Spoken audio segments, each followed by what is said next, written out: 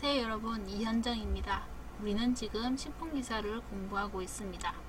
저와 함께 영상으로 공부하는 부분은 기본적이면서 여러분들이 시험장에서 만날 수 있겠다 싶은 것들로 정리하기 위한 것입니다.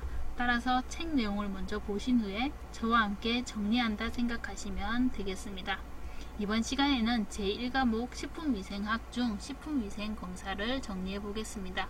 키워드에 보시면요, 급성 독성, 만성 독성, 아급성 독성, 그리고 일반 세균, 대장균군이라고 하는 것들이 나오는데요. 여러분들이 급성 독성, 특히 급성 독성에는 LD50이라고 하는 것이 나오죠. 이런 것들을 포함해서 차이를 한번 보시고요.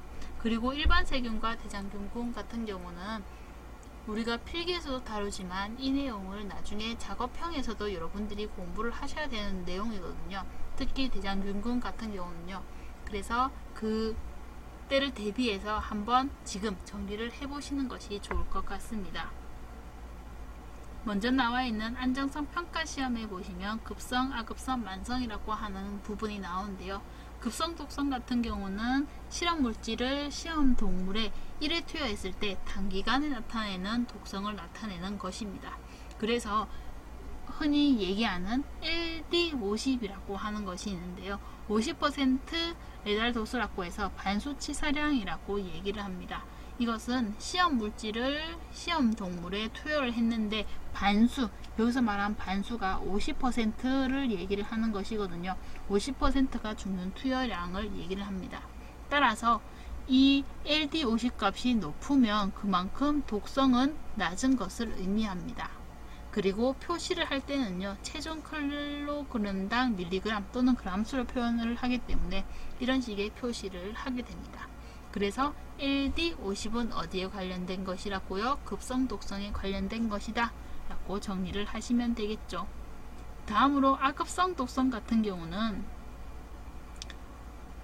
중 또는 장기간 내에 나타내는 독성을 나타내는 것입니다. 그래서 만성 독성 전에 그 투여량의 단계를 결정하는 판단 자료로 이용을 하게 되고요. 그 종류로는 최대 내성 용량 그리고 무해 용량이라고 하는 것이 있습니다.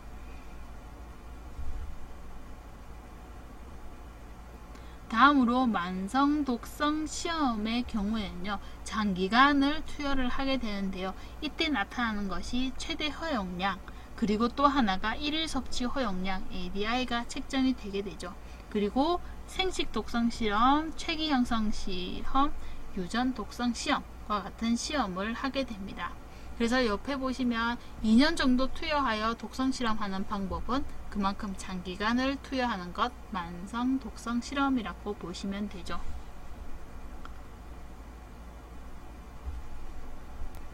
그리고 안전계수법이라고 하는 것을 보시면요, 우리가 시험을 할 때는 동물이나 동물에게 실험을 하게 되는데 그것을 사람에게 바로 적용할 수가 없습니다. 그 양을 바로 적용할 수가 없죠.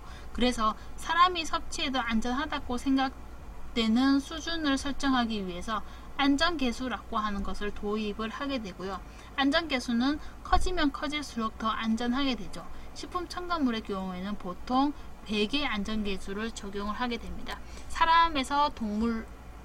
동물에서 사람으로 이렇게 종이 달라지면서 10배, 그리고 사람도 개인 간의 차이가 있고 그에 따라서 10배의 독성 차이가 10배의 독성 차이가 나타날 수 있다. 이렇게 해가지고 두 개를 곱해서 100의 안전계수를 적용을 하게 됩니다. 그리고 ADI라고 하는 부분은요, 여러분들이 기억을 한번 해 두셔야 되는데요. 1일 섭취 허용량이라고 얘기를 합니다. 사람이 일생 동안 섭취를 하는데 현 시점에서 알려진 사실에 근거를 해보니까 바람직하지 않은 영향이 나타나지 않겠다라고 예상이 되는 물질의 1일 섭취량입니다. 그러니까 지금 알려진 사실에서 보니 이 물질은 평생 먹어도 큰 몸에 문제가 되지 않겠다라고 생각이 되는 거죠. 표시는 하루에 킬로그램을 분모로 두고요. 그리고 그 독성 물질의 양을 밀리그램으로 표시를 하게 됩니다. 다음으로 1일 최대 섭취 허용량 MPI라고 하는 것과 잔류 허용량이라고 해서 MRL이라고 하는 것도 있는데요. 이것은 여러분들이 한번 읽어보시면 될 내용 같습니다. 그리고 밑에 나와 있는 위의 분석 4단계라고 하는 것은 위해성을 확인하고 투여량과 반응, 내가 투여했을 때 그 실험 동물이 어떤 반응을 보이더라 라고 하는 투여량 반응 평가, 그리고 섭취량을 평가하고 위에까지 확인한다. 이 4단계도 한번 참고로 읽어보시면 될 것 같습니다. 다음으로 식품위생검사에서 보시면요, 여러가지 것들이 있는데 의의나 이런 것들은 한번 여러분들이 읽어보시면 충분하실 것 같고요. 저랑은 미생물적 검사를 한번 더 보도록 하죠. 미생물적 검사 쪽에 가서 보시면 먼저 일반 세균과 대장균군으로 나누어서 설명을 하고 있는데요. 일반 세균을 보시면 일반 세균을 검사할 수 있는 방법으로 두 가지가 나오고 있습니다. 그 중에 하나가 표준편빵 배양법 SPC라고 하는 방법이고요. 그리고 하나가 브리드법입니다. 브리드법 같은 경우는 현미경을 이용해서 직접 세는 방법입니다. 그래서 총균수를 측정을 할 수 있죠. 총균수라고 하는 것은 생균수도 셀 수가 있다는 것이고요. 그리고 사균도, 죽어있는 균을 얘기합니다. 사균도 측정이 가능할 셀 수 있다는 것입니다. 그래서 가공 전 원료에 대한 오염도를 측정할 수 있는 방법이라면 표준평판 배양법 같은 경우는 한천 배지 내에서 발육할 수 있는 중원균의 수를 얘기를 합니다.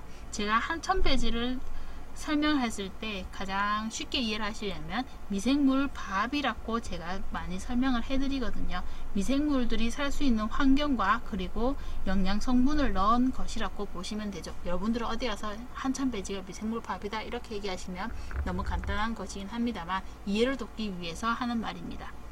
그래서 이것 같은 경우는 실제로 이 한천 배지의 미생물을 키웠을 때 크는 것을 보고, 그것을 우리가 콜로니라고 얘기를 하죠. 콜로니가 형성이 되는 것을 보고 미생물이 어느 정도 있구나 라고 표시를 하게 되는데요. 즉 생균수를 측정하기 위한 것입니다. 내가 한천 배지의 미생물을 키웠을 때 실제로 살 수 있는 균, 우리는 그것을 생균수라고 보죠. 그래서 식품의 신선도를 측정하기 위해서 사용을 하게 됩니다.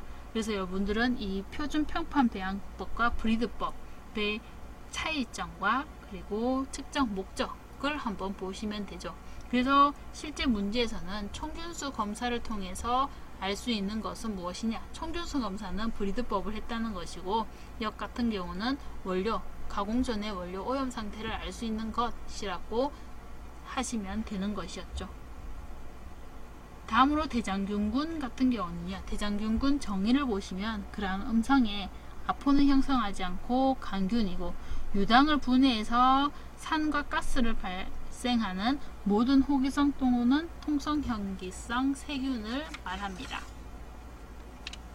그래서 이 대장균군을 실험하는 방법을 보시면요, 정성 시험이 있고요, 정량 시험이 있는데요. 먼저 정성 시험 같은 경우는 대장균이 있나 없나를 확인하는 방법입니다.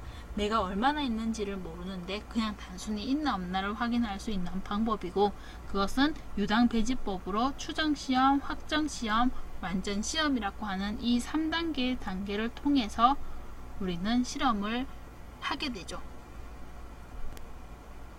그래서 추정 시험 같은 경우는요, 먼저 배지에 발효관을 듀란 발효관이라고 하는 것을 넣고 추정 시험을 하게 되고요. 가스 생성 확인 유무를 보고 양성이냐 아니냐를 확인을 하고, 만약에 양성일 경우에는 확정으로 넘어가게 됩니다.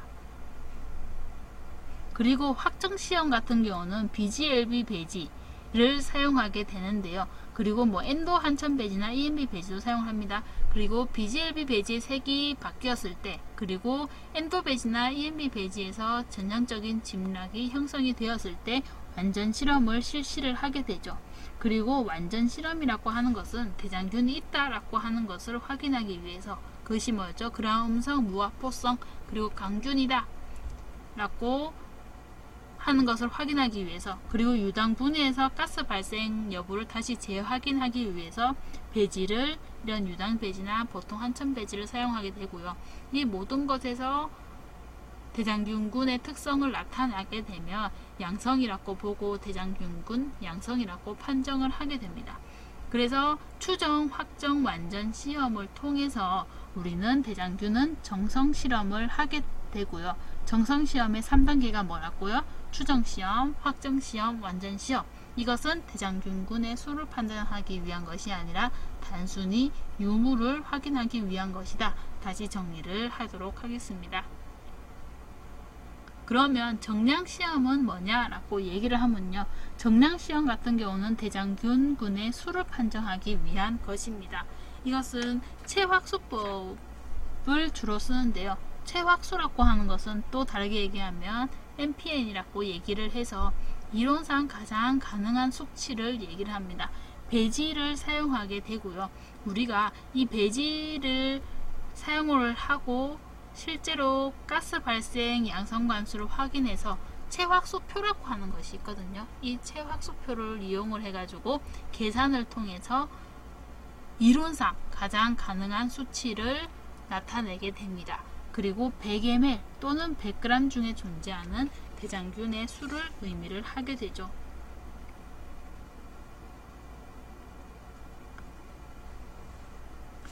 그래서 대장균이나 세균수 측정에서 보시면요. 세균수 측정 방법이 아닌 것은 이라고 또 보시면 되고, 그리고 대장균의 생리학적 특성이라고 해서 이 인빅 테스트라고 하는 것은요. 식중독 파트에서도 한번 말씀을 드렸다시피 인돌 메틸레드 VF 시트레트에서 뿔뿔마마로 기억을 하시면 되고요. 그리고 대장균은 락토스를 발효하는 것이라고 보시면 됩니다.